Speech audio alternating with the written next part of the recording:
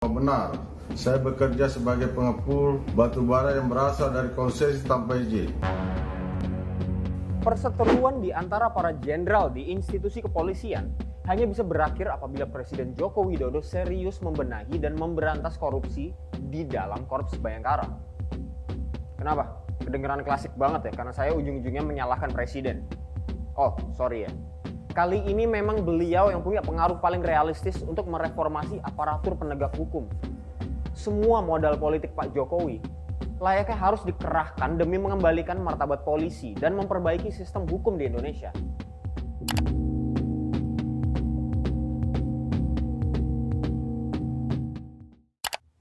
Drama perang bintang di dalam kepolisian muncul setelah Ismail Bolong, mantan polisi Resor Samarinda, Kalimantan Timur, yang membuat klaim menghebohkan dalam sebuah video viral akan sebuah suap senilai 6 miliar rupiah yang dikirim kepada Kepala Badan Reserse Kriminal Polri Komisaris Jenderal Agus Andrianto.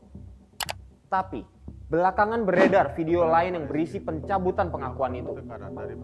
Ismail mengaku dipaksa membuat testimoni suap saat diperiksa mantan Kepala Biro Pengamanan Internal Propam Hendra Kurniawan.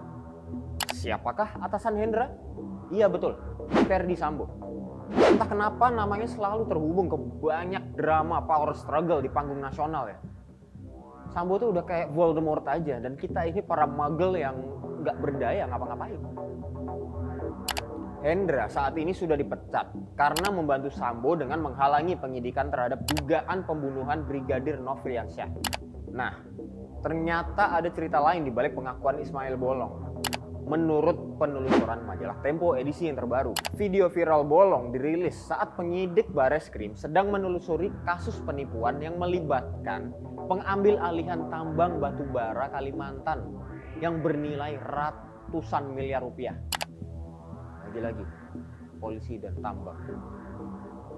Nah, Ferdy Sambo diduga terlibat dalam kasus itu dan aktif mempengaruhi penyidikan. Siapa yang benar dan salah dalam sengketa itu tentu saja harus dibuktikan dahulu. Yang pasti, perseteruan yang muncul ini tidak lepas dari perebutan tambang batu bara para jenderal polisi. Silang sengkarut kasus ini sebenarnya cuma pucuk dari gunung es. Tapi bukan hal sulit untuk diselesaikan oleh Kapolri Jenderal Listio Sigit Prabowo.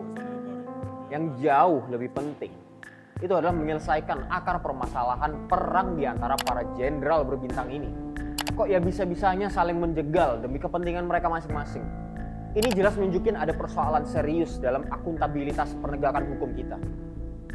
Prinsip kesetaraan di depan hukum makin dipertanyakan karena adanya kedekatan pengusaha bandel dengan petinggi kepolisian. Dan mudahnya mereka memanfaatkannya untuk melindungi bisnis ilegal. Fenomena perang bintang di markas besar Polri sejatinya mencerminkan masalah korupsi yang akut dalam sistem politik dan hukum kita. Sudahlah, memang saatnya pemimpin negeri kita ini mengakui fakta yang sudah tidak terelakkan lagi, bahwa Indonesia sudah berada di titik nadir penegakan hukum. Karena dari acceptance, kita baru bisa beranjak ke mencari solusi. Pak Kapolri, mohon bersihkan institusi kepolisian secara menyeluruh.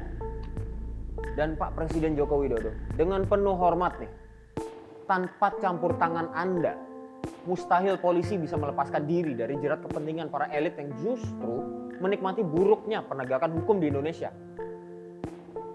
Terima kasih dan sampai jumpa di Fokus selanjutnya.